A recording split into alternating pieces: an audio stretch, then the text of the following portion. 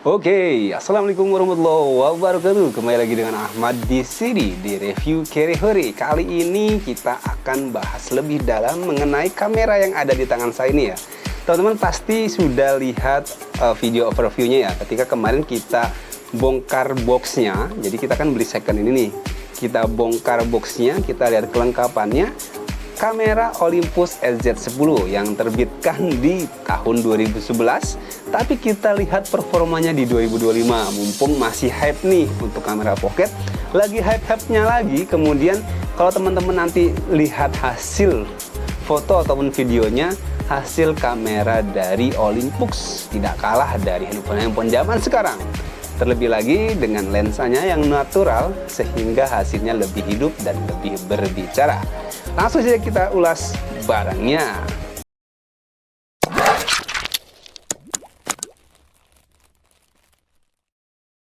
Oke, jadi di ulasan kita kali ini kita tidak akan terlalu bahas beberapa fitur yang terlalu gimmick ya. Tentunya dari Olympus ini fiturnya banyak teman-teman ya. Ada mode program, ada auto, ada 3D, ada scene, ada magic, ada panorama. Tentunya ya kalau magic dan panorama serta 3D ini bisa dibilang gimmick aja teman-teman ya. Jadi ini bukan sesuatu yang akan kita bahas kali ini.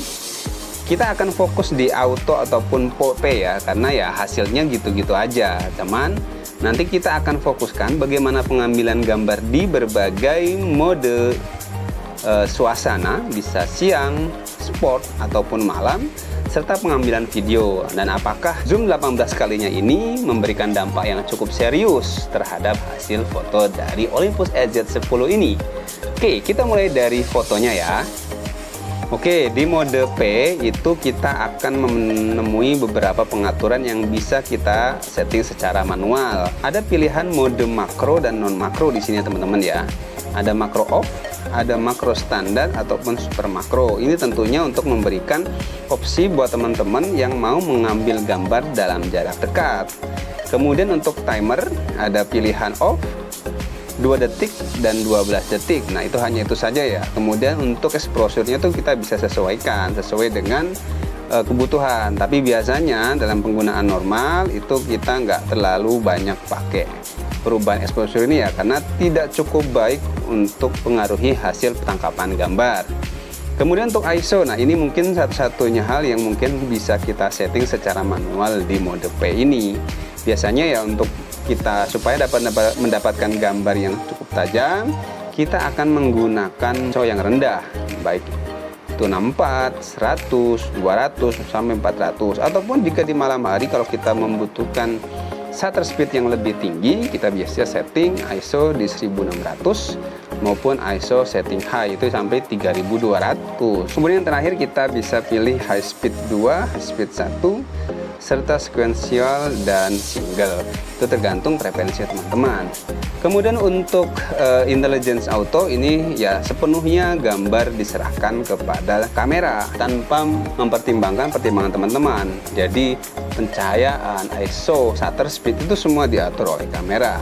Sedang untuk mode scene itu ada beberapa pilihan, ada night scene, night portrait, ada sport, ada indoor, ada candle, ada self portrait, kemudian ada sunset, ada fireworks, ada cuisine atau foto makanan ya, document, beach and snow, ada pet mode cat, pet mode untuk dog, ada portrait manusia tentunya ya, beauty, landscape, dan next scene. Ya itu cukup banyak sih opsinya teman-teman ya, yang bisa menjadi pilihan teman-teman. Tapi kalau teman-teman nggak mau pusing, biasanya sih kita pilih mode auto saja, ataupun program yang semi auto yang mana kita bisa mengatur ISO-nya supaya kita mendapatkan hasil yang sesuai dengan keinginan kita. Sedangkan mode-mode lainnya seperti 3D, kemudian panoramik, kemudian magic, tentunya itu menjadi mode tambahan ketika teman-teman mau berkreasi, meskipun hasilnya pun tidak terlalu wah ya kalau bisa bilang ya. Nah, untuk mempersingkat waktu mungkin kita beri contoh masing-masing pengambilan gambar di berbagai mode dan berbagai kondisi yang mungkin bisa menjadi referensi teman-teman untuk menilai apakah Olympus SZ10 ini masih cukup layak atau tidak di tahun 2025. 25.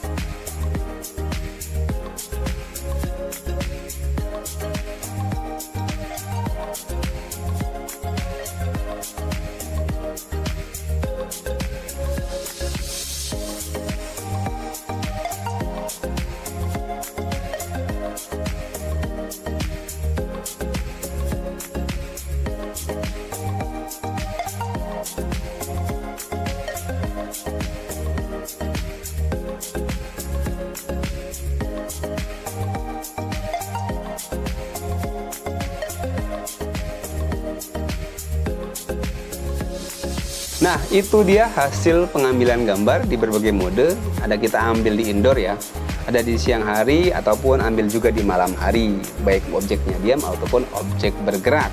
Tentunya itu tergantung pada kondisi di mana teman-teman ngambil gambar, kemudian kepekaan teman-teman terhadap kondisi tersebut. Kadang settingan auto dari Olympus ini ya bisa-bisa meleset, sehingga kita perlu setting manual di mode program supaya mendapatkan hasil yang kita inginkan. Kita lanjut ke mode video.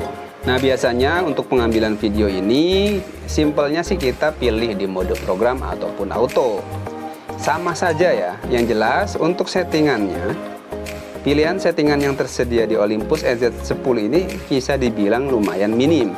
Karena untuk videonya itu hanya menyediakan opsi resolusi tertinggi di 720p 30 fps. Kemudian VGA, ada Key-VGA yang tentunya kurang relevan jika teman-teman gunakan opsi VGA ataupun Key-VGA di tahun 2025 ini. 720p masih cukupan walaupun masih ada keterbatasan karena gambarnya tentunya tidak akan setajam 1080p. Kemudian image quality ini ada pilihan fine ataupun normal. Kemudian stabilizernya ada pilihan on kan atau di off kan. Ini tentu mempengaruhi. Tapi sebagai gambaran IS ini teman-teman tidak bisa bandingkan dengan intelligent stabilization dengan HP yang sekarang ya, dengan giroskop dan lain-lain. Tapi ya cukupan pada zamannya, karena stabilisasi yang terdapat di Olympus EZ10 ini itu stabilisasi yang terdapat di sensor, sehingga bisa jadi tidak semaksimal smartphone kebanyakan di tahun 2025, tapi cukupan pada zamannya. Kemudian opsi untuk meng-on ataupun meng-off-kan suara. Nah, opsi ini kalau teman-teman tidak membaca dengan seksama, kenapa sih ada opsi on dan opsi off? Ternyata untuk audio ini on-off-nya itu berpengaruh pada zoom in zoom out pada saat perekaman. Jadi ketika teman-teman itu posisikan on, artinya perekaman video plus perekaman audio, maka focal length dari lensanya itu tidak bisa di-adjust ketika pengambilan video atau perekaman, sehingga menjadi fix focal length pada saat dimana teman-teman menekan tombol record. Sudah record ya sudah, tidak bisa dioperasikan lagi zoom in zoom out-nya. Tapi kalau mode audionya ini di-off-kan, zoom in zoom out pada perekaman video itu masih bisa dilakukan. Artinya teman-teman masih bisa menampilkan objek yang dekat dan objek yang jauh ketika perekaman video. Nanti kita kasih gambarannya seperti apa perekaman mode normal. Kita tidak akan tunjukkan zoom in zoom out-nya, bagaimana kualitasnya perekaman pada kondisi siang hari, indoor ataupun malam hari, serta sedikit demonstrasi ketika kamera ini secara suara itu di-off-kan, sehingga zoom in zoom out saat perekaman itu menjadi berfungsi. Ini dia contohnya.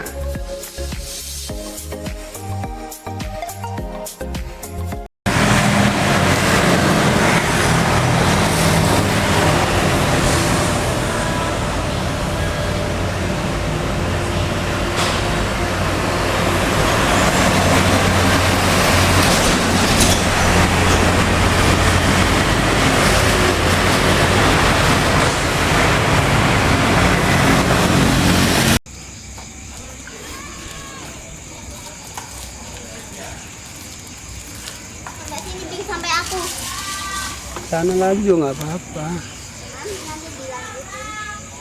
Terus yang kuat, yang kuat. Kamu udah lupa kan? Lambat kan sekarang kan? Kalau aku jarang latihan sih kamu. Kayak latihan terus. Kan libur lama, ya. Belajar terus. Nggak libur lama.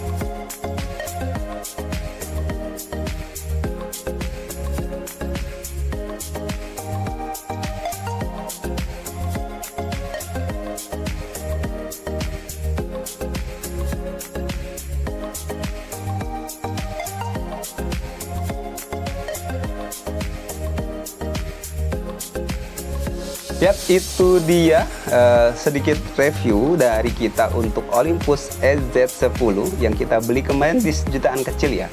Nanti biasa ya, kita setelah gunakan ini, setelah puas, kondisi yang masih sangat mulus ini, kita akan pasarkan lagi di e-commerce kita ya. Tentunya dengan harga yang tidak jauh dari harga pembelian ya, kurang-kurang dikit masih oke lah. Yang penting teman-teman bisa tahu dulu kualitas barang yang kita jual seperti apa, sehingga teman-teman tidak akan kecewa ketika membelinya nanti. Sedikit kesimpulan untuk Olympus EZ10 ini, untuk pengambilan foto dengan resolusi 14 megapiksel itu masih cukup mumpuni, karena saat ini beberapa handphone pun masih menggunakan resolusi di sekitaran 14 atau 16 megapiksel. Kalaupun ada yang 64, itu biasanya interpolasi dari 14 megapiksel. Tentunya 14 megapiksel ini ya masih cukup mantap di tahun 2025.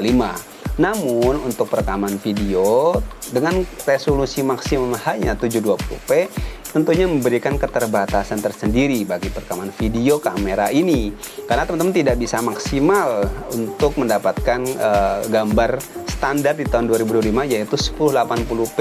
Kalau teman-teman lihat hasil video di 720p nya itu cukup burik ya, karena kita sudah terbiasa dengan resolusi 1080p. Semoga review ini memberikan gambaran buat teman-teman yang sedang mencari kamera pocket. Tentunya ini tidak bisa dibilang jelek ya untuk levelnya, karena kalau teman-teman cari kamera pocket di harga yang sejenis dengan fitur yang lebih terbatas, kamera pocket ini masih jauh di atas lainnya. Itu saja review dari Kerere, Ahmad dari Review Kerere. Wassalamualaikum warahmatullahi wabarakatuh. Semoga bermanfaat.